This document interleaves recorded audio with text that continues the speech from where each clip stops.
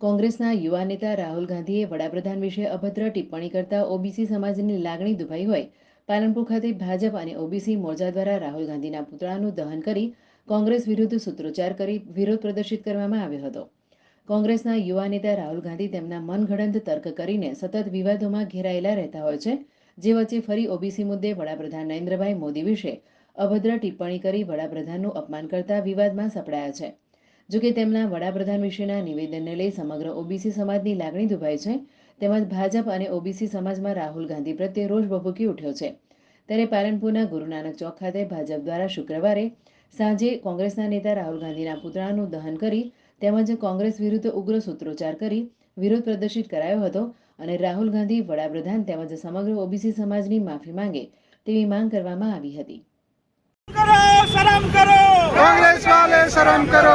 माफी मांगे, माफी मांगे, राहुल गांधी माफी मांगे, माफी मांगे, माफी मांगे, राहुल गांधी माफी मांगे।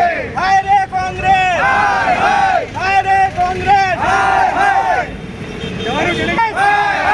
रे राहुल, हाय रे राहुल, हाय रे राहुल, हाय रे राहुल, हाय रे राहुल, हाय रे राहुल, हाय रे राहुल, हाय रे કોંગ્રેસના યુવા નેતા રાહુલ ગાંધી દ્વારા માનનીય વડાપ્રધાન અને ગુજરાતના પનોતા પુત્ર શ્રી નરેન્દ્રભાઈ મોદી વિશે અભદ્ર ટિપ્પણી કરી અમને સમગ્ર ઓબીસી સમાજનું અપમાન કરે છે।